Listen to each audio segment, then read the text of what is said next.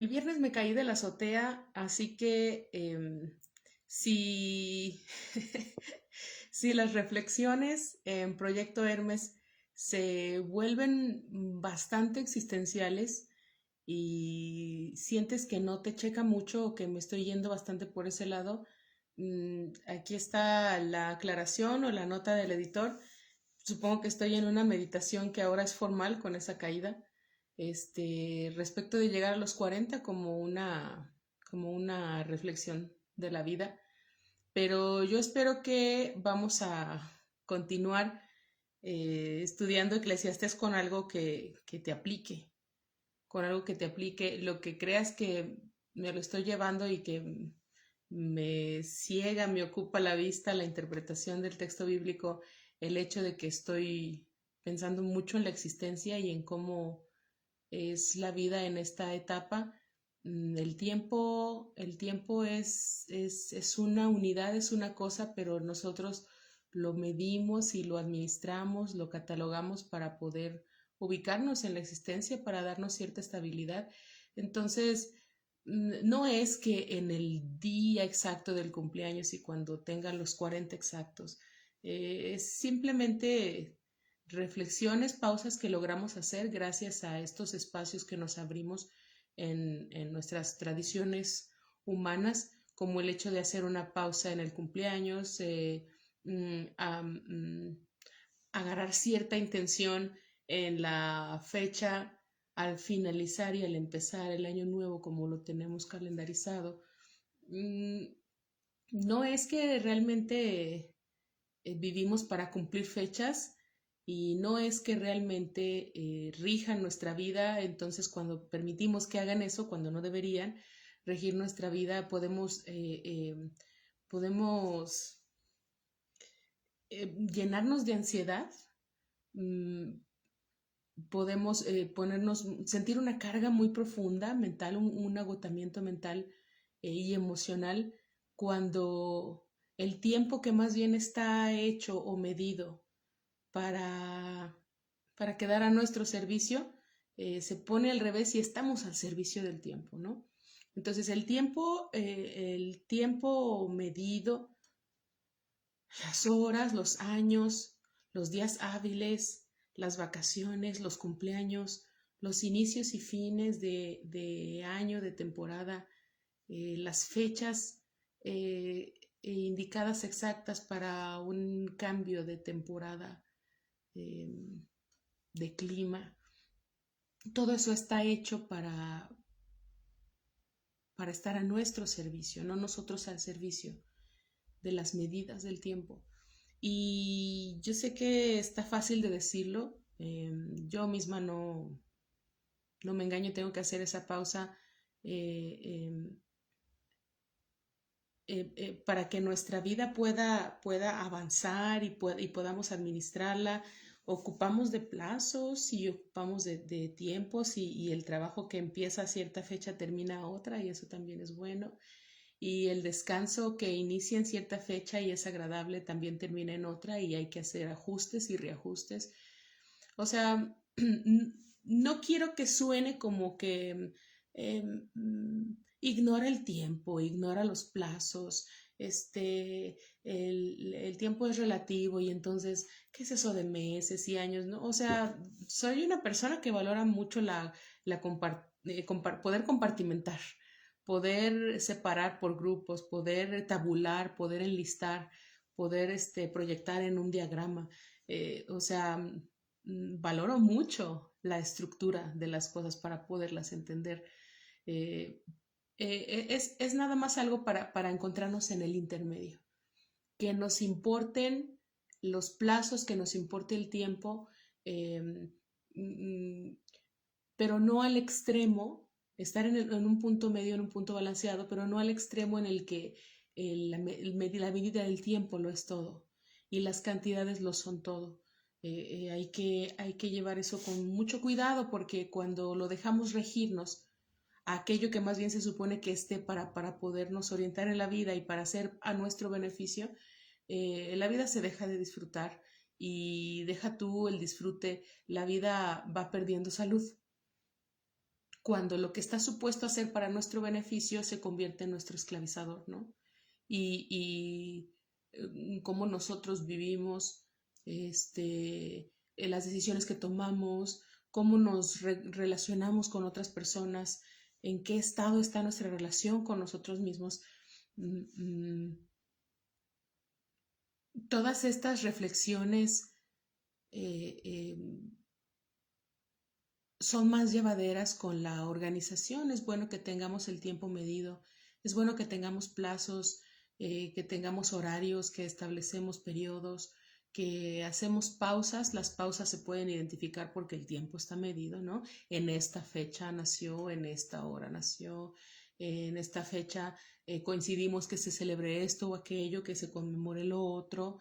En esta fecha termina un ciclo y empieza otro. En esta fecha pasa de ser soltero a ser casado, y en esta fecha pasa de ser casado a estar separado y a ser nuevamente soltero.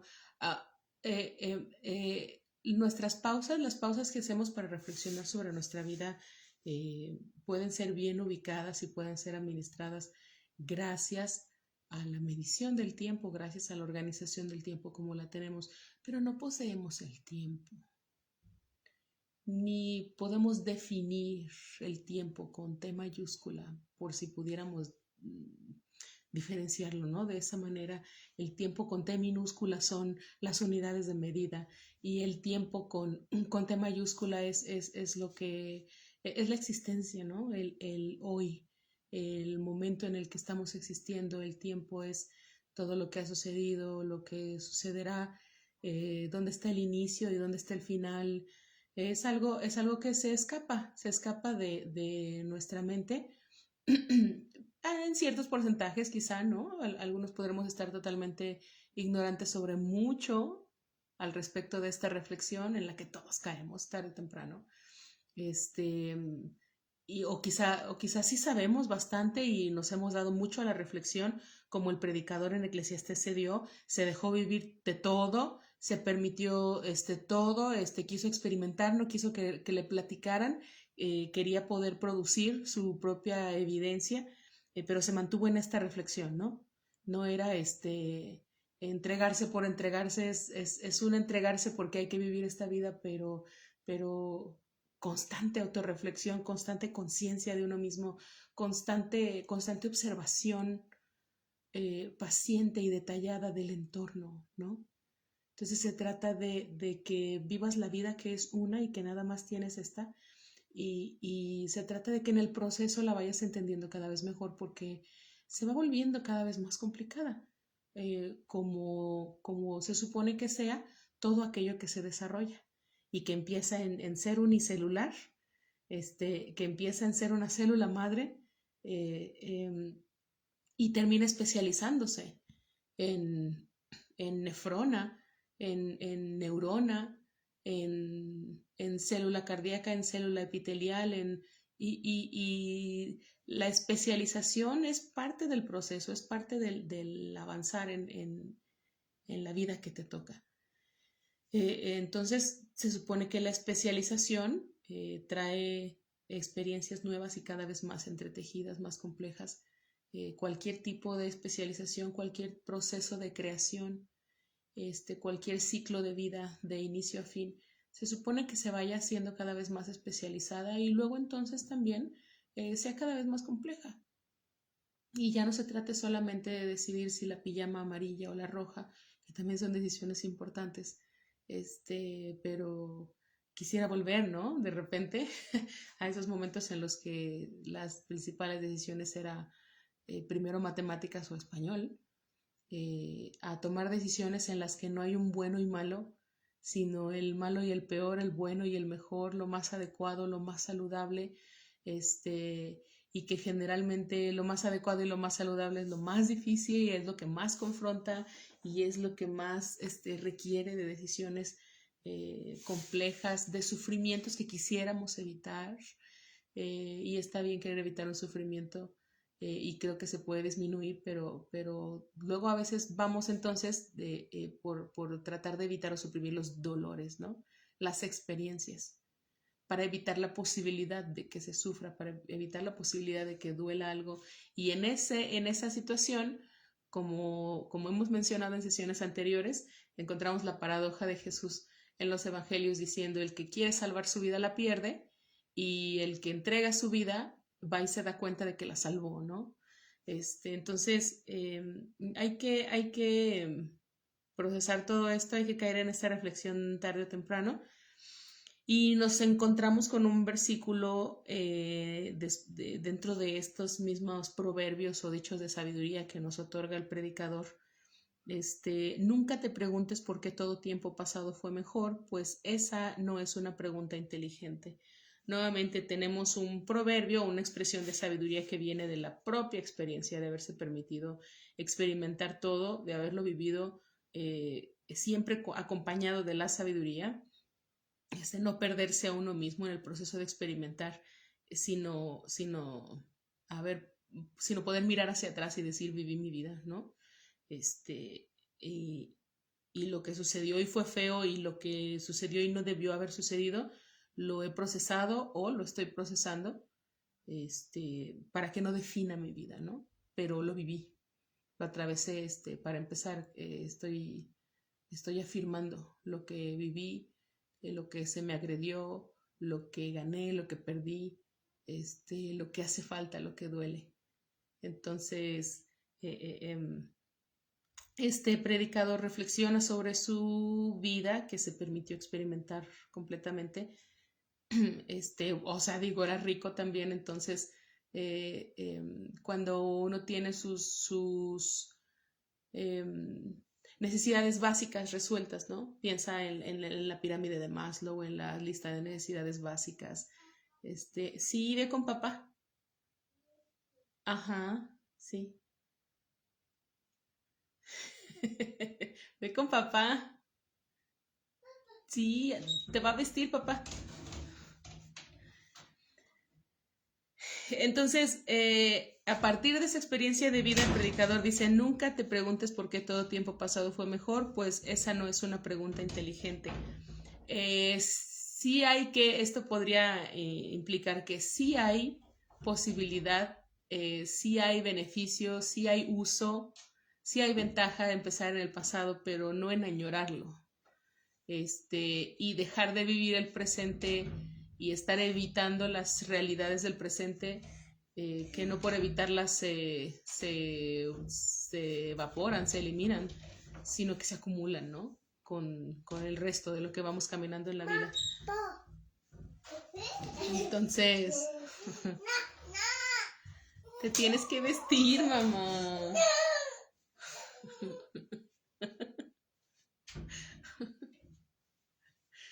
Entonces, ay, perdón.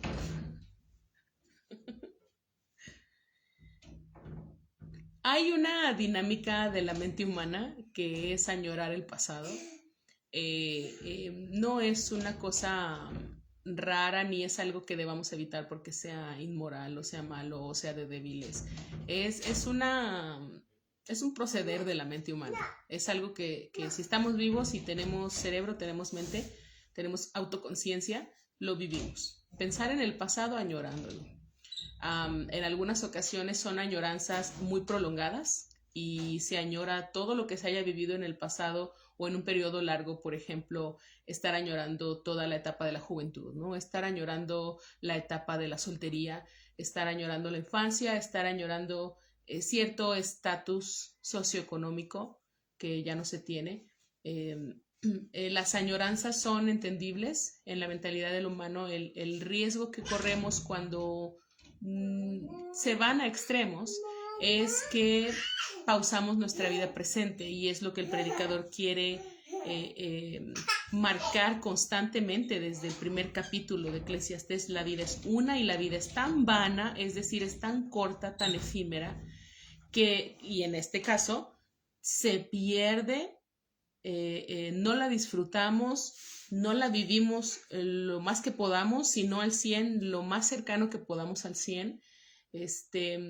No la vamos a poder redimir, no vamos a poder honrar esta vida que, no por ser vana, no por ser no por estar llena de ilusiones, que no por ser tan corta que empieza y acaba como la hierba, no merezca la pena ser vivida, ¿no? Porque muy bien que la vida es corta, pero y mientras voy viviendo cada año constantemente y mientras se va sintiendo como no tan corta, y mientras vivo estas cortas décadas, las que hayas acumulado ya en la que estés, en el escalón en el que estés, mientras vivo estas décadas, esta década en la que estoy, este, ¿cómo, no? El tiempo puede ser tan amplio, un minuto que usamos para medidas cortas de tiempo puede ser tan largo, puede ser tan intenso. En cuestión de segundos, tú conoces esa sensación, en cuestión de minutos, de segundos, la vida da un giro.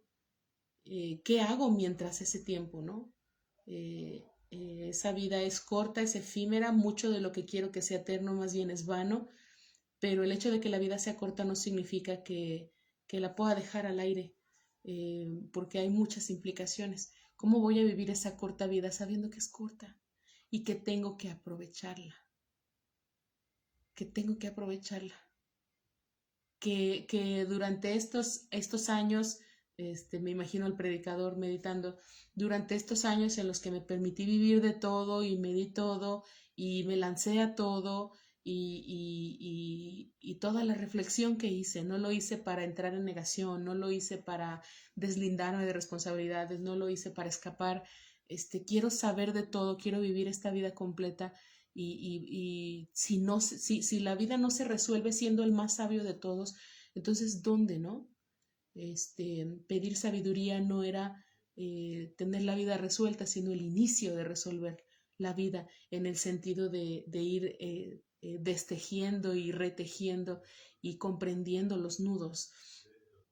Y en esa reflexión él dice, la vida es tan corta, tan corta, que preguntarse por el tiempo pasado y añorar el tiempo pasado y calificarlo siempre de haber sido lo mejor, nos bloquea la posibilidad de vivir la vida que ya de por sí es tan corta.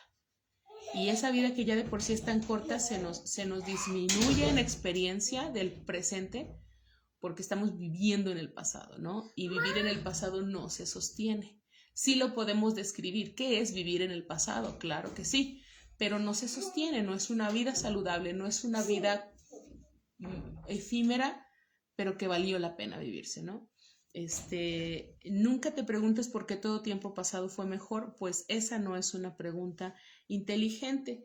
Y esto nos hace pensar, esto me hace recordar el pasaje de la Biblia en Éxodo, donde el pueblo que estaba siendo esclavizado por fin puede salir de Egipto, se libera.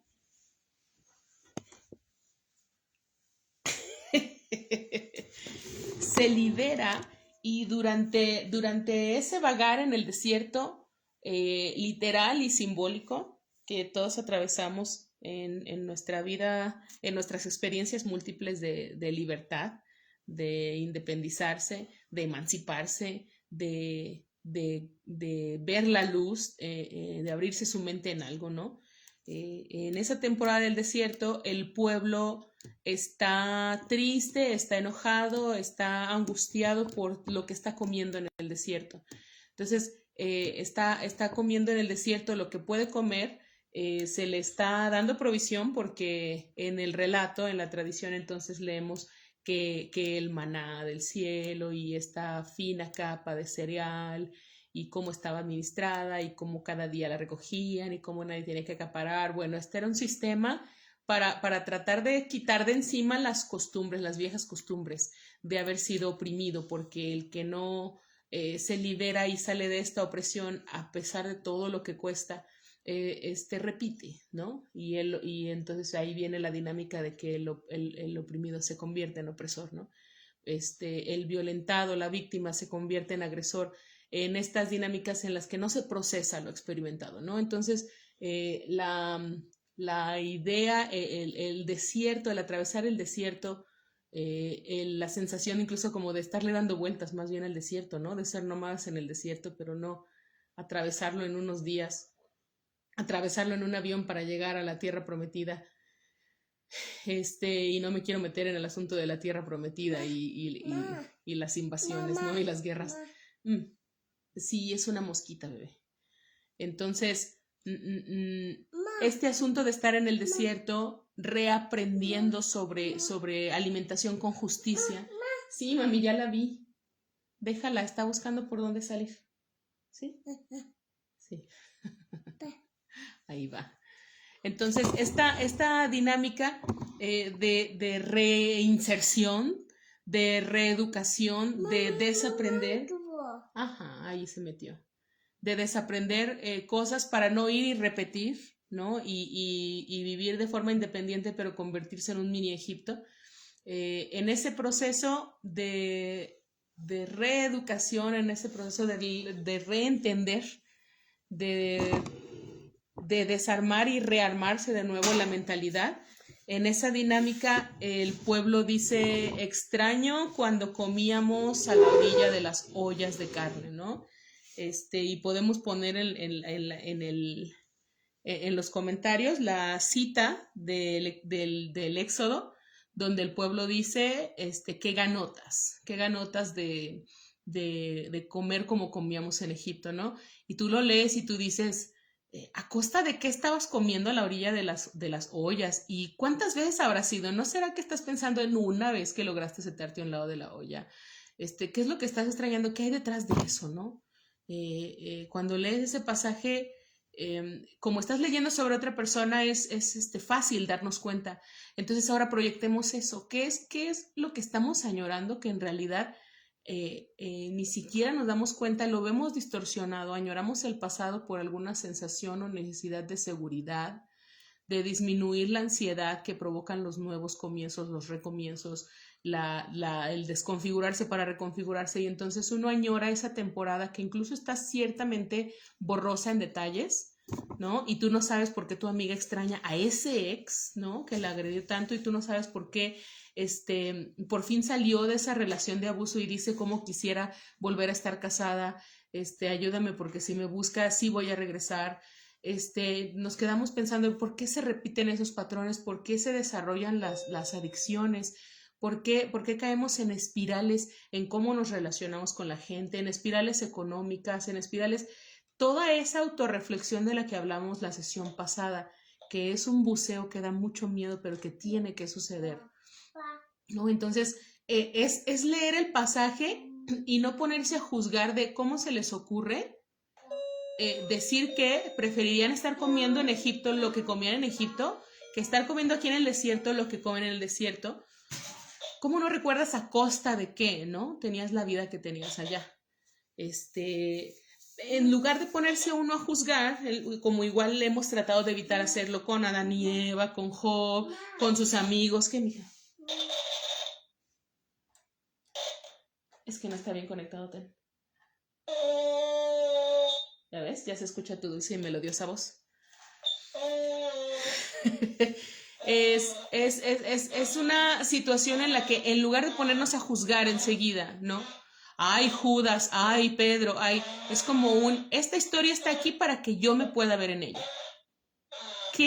¿Dónde puedo ubicar ese Judas en mí? ¿En qué parte de mí está ese Herodes? ¿En qué parte de mí está esta mujer, este hombre, este pueblo? ¿En qué parte de mí está ese Adán, esa Eva, ¿no? Y para continuar con ese buceo y apoyarnos del texto bíblico, apoyarnos del texto bíblico que ha funcionado en tantas ocasiones para oprimir, para causar daño mental, para causar ansiedad, en pro de ser buenos cristianos, en pro de ser buenas creyentes, de ser buenos hombres y mujeres de fe.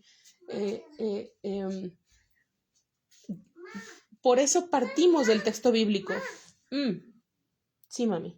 Por eso partimos del texto bíblico, porque es el que se ha utilizado, bueno, primero es en lo que uno ha invertido toda su vida y es de lo que podemos hablar, Y por otro lado, porque habiéndose usado por tanto tiempo para oprimir el texto bíblico, habiéndose usado tanto para controlar, para organizar, para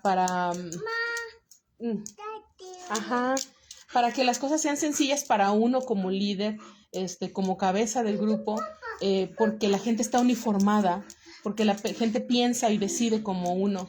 Y en ese interpretar ese texto, tratando de que la vida sea más sencilla, responde primero para quién, ¿no? Pero en ese intento de que la vida sea más sencilla, por tener a la gente uniformada, por tener a la gente dependiendo de uno, tomando decisiones debido a uno, dándole completa autoridad moral a lo que uno le predica, la gente se vuelve dependiente. Y en esa dependencia te va a creer lo que tú le prediques. Y va a querer que tú le soluciones la vida, que le digas sí o no, que le guíes. Y no acompañamos la madurez y la especialización celular, como decía al principio. No acompañamos esa madurez para poder afrontar la vida. Y la vida se les va a poner cada vez más complicada. Y va a haber un choque en el que de plano ya no podemos responderles ni charlatanearles, porque a ese punto podemos llegar. Charlatanearles la vida, porque quizá al principio sí era más fácil en sus primeras crisis, en sus crisis más jóvenes, en la decisión de si la pijama es roja o se usa la azul. Mami, yo creo que debería cortar la sesión, ¿verdad? En lugar de seguir luchando contra lo evidente. Luego las decisiones ya tienen más que ver con el estado civil, tienen más que ver con experiencias de agresión, con situaciones económicas severas, con preguntas ontológicas, con crisis de fe, crisis de existenciales, y en las que por mucho tiempo atrás ya debimos haberlos canalizado con un psiquiatra, con un asesor legal, con un médico especialista, pero como hay esa necesidad de que dependan. Estoy batallando con la sesión aquí. Vamos a terminar en esa meditación, en esa reflexión, porque estoy dándole cosas al aguijón. Voy a perseguir a la bebé en la calle. Muchas gracias por acompañarnos, y mejor continúo con el tema el próximo domingo.